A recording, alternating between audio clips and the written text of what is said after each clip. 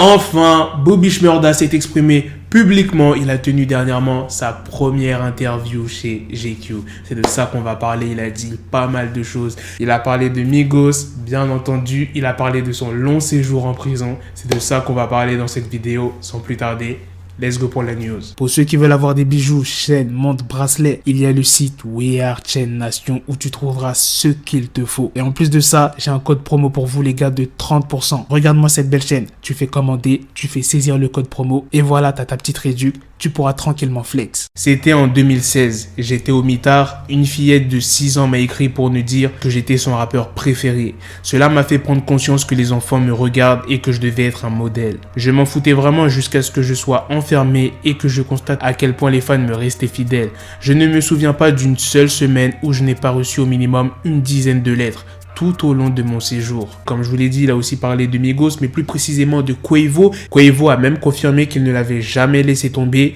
et qu'il avait toujours été là pour lui. Il dit quoi? Il avait souvent des ennuis et il est resté autour. Il me disait à quel point c'était fou là-dedans. Je lui conseillais de garder la tête haute et de se faire discret car nous sommes noirs et que nous avons tous été dans des situations difficiles. Même si je n'ai pas eu d'années aussi dures, mais je lui disais simplement, garde la foi, reste fidèle à ce que tu es. En fin de compte, si tu fais ça, ce sera la voie vers le succès quand tu vas rentrer chez toi. Sois prêt à sortir et des objectifs, des plans pour avancer. Bobby a avoué que lors de son séjour en prison, il se concentrait sur la lecture, plus précisément des livres de droit, de finance et qu'il était passionné pour l'immobilier.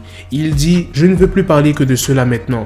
Demandez à qui vous voulez. Ce matin, j'ai dit à Quavo, il m'a dit « Chill. Tu viens juste de sortir. Ils ont fait de moi un monstre maintenant. J'étais comme un animal dans une putain de cage. Mentalement et physiquement, je suis devenu un monstre. Spirituellement aussi. Ils ne vont pas savoir quoi faire avec moi. Il s'est juré de devenir un riche homme noir, mais il a promis de le faire légalement. Il dit « Je sais ce qu'ils aiment et ce qu'ils n'aiment pas. Ils n'aiment pas voir de jeunes négros devenir riches. Mais c'est pourtant ce que je vais faire. Mais je vais le faire de façon légale. Ils voudraient que je vende à nouveau du crack, mais ce n'est pas ce qui va se passer. Je vais devenir riche en respectant les règles. » Et dernièrement, il dit « Mon esprit sera toujours à la hauteur. J'avais l'habitude de dormir à côté de personnes qui étaient condamnées à une peine de 40 ans de prison ou de perpétuité.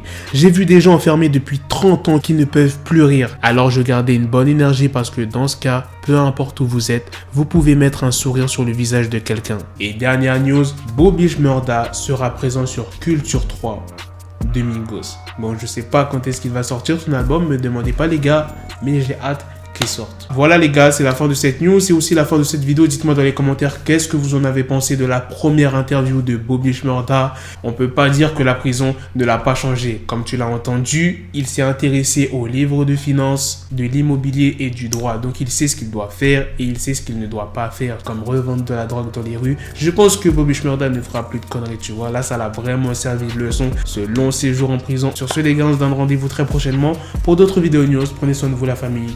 Peace.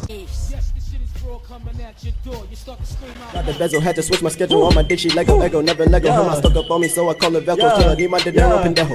Him, my metro, if it's about to peso, like it's Go Diego, make it right on schedule. Got the pistol on me with the dick, extend the bitches in the back, just like a fucking echo. Hey, that bitch told me you got pencil dick. She grip on my dick like a selfie stick. I got a big gun, I need help with it. To wet your babe up, Michael fell with it.